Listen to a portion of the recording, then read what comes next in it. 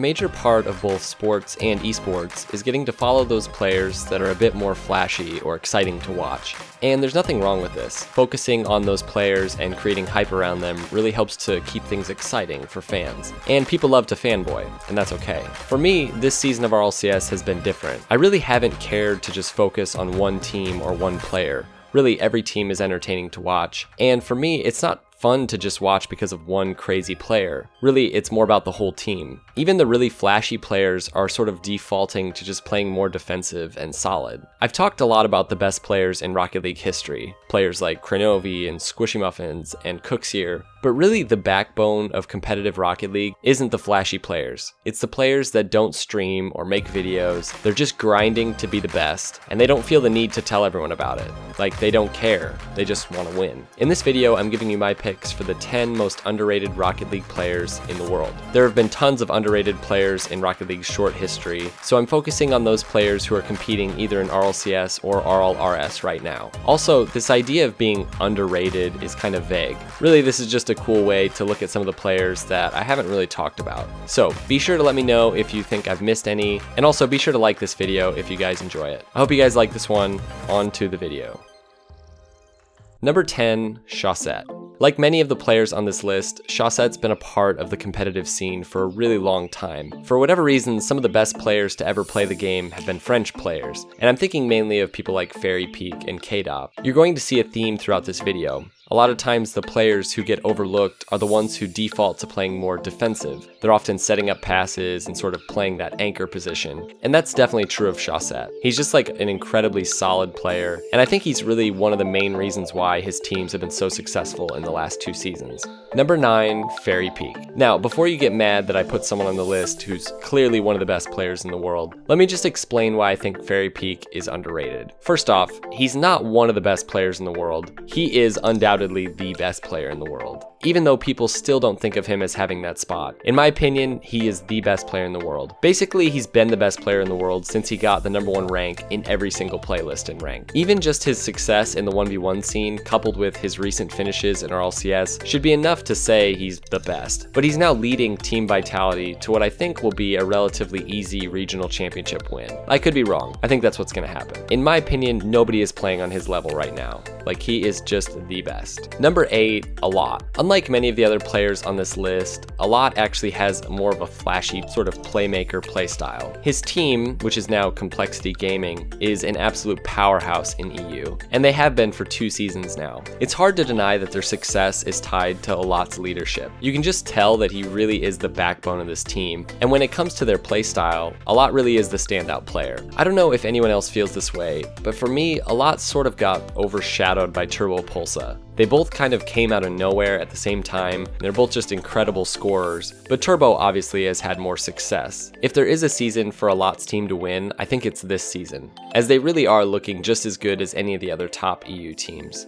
Number 7, Corrupted G. This is one of those players who, really until this season, has kind of skirted around having major success. I almost want to include his entire team, Classics and Chrome as well. Their teams have been successful and really shown glimpses of major potential, but when it came down to the wire in the bigger tournaments, they just haven't been able to get those important wins. I really do think that since the powerhouse North American teams are kind of starting to waver a bit, besides NRG obviously, I think this team really now has a good shot at making it to the World Championship and doing really well there. All 3 players have tons of experience, and I think it could be their time. I guess I'm more just emphasizing that their team is underrated. Plus, I'll be honest, I really don't know a ton about Corrupted G, which I guess kind of proves the point he's underrated. I just know he's incredibly good, and a lot of people who responded to my Twitter post said he should be on the list. So yeah. Oh, also, he has a YouTube channel that's actually really good. So if you're looking for maybe a different high-level player to watch, he's got some good content. Number 6, Fara. Though PSG is not performing quite as well this season as they did last season, I still think that Fara is one of the most underrated players in the world right now. Similar to ShahSett, I think Fara has somewhat been overshadowed by the other great French players. Fara has also come out of nowhere in Season 3, and when you come out of nowhere, it seems like you have to be known for something, or just have a more flashy playstyle to get recognition as one of the best players in the world. Both of Fara's teams in the last 2 seasons have been sensations. The Leftovers really weren't weren't expected to do anything, and even after Fara led that team to one of the best league play performances in RLCS history, his Season 4 team was still somewhat overlooked. And then in Season 4, when PSG absolutely dominated league play, I think Bluey actually took a lot of the attention, again because of his playstyle being more of a highlight reel. I have another theory as to why Fara just isn't a household name at this point,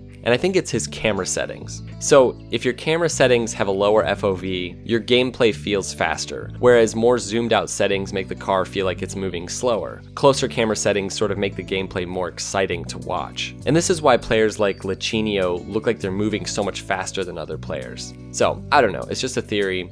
Number 5, Freaky. Again, this is the theme of being overshadowed by teammates. Freaky has never really been the person you think of when you think of the teams that he's been on, whether it be Penta, Rocket Esports, or even now on Team Vitality. Freaky's best seasons have been with Pashy and FairyP, and those two other players have always seemed to take the spotlight. Thankfully, Freaky's moment of fame came this season in league play against Complexity Gaming, where he apparently hit the crossbar. I guess that's worthy of an emote, I don't know. He did get the game-winning goal that game, so that's good.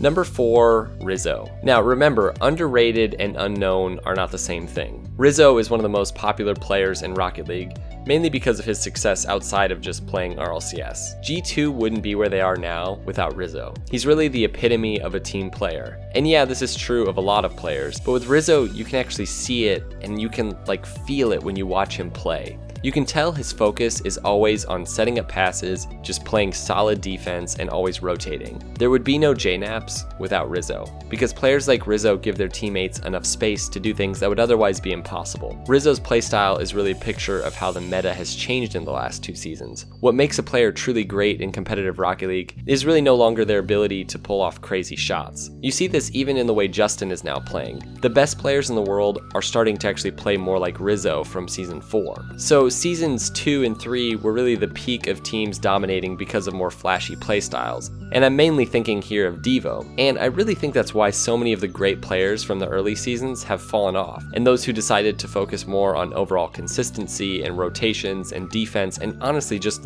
hard work. Players really like Rizzo, the teams that have these players are the teams that are doing really well now. So I think Rizzo's influence goes way beyond just YouTube and streaming. I think he's actually had a huge influence on the competitive scene as well, and this isn't really talked about very often. Number 3, Torment. We've talked about how the flashier or even just the more mechanical players are able to gain more of a following, and in reality all of the players in RLCS are nuts mechanically. We just don't get to see them screwing around in free play like the other players. And if there's ever a player bound to be underrated, it's Torment, and that's really because of his playstyle. And I don't mean this as an insult at all. I find him to be one of the most impressive players in RLCS. Torment may be the most solid, consistent players in Rocket League history. He's just an absolute brick wall. You know how there's that one guy in your team who you really don't want to have as your last line of defense? Well, that guy is not Torment. He's consistently been one of the top players in the world for 2 seasons now, and I think it's pretty clear he's sort of been in the shadow, not only of Squishy, but also Gimmick. Again, I'm not saying he doesn't have incredible mechanics, he definitely does. I don't know how to explain it. He's just not flashy, and I actually love that about him.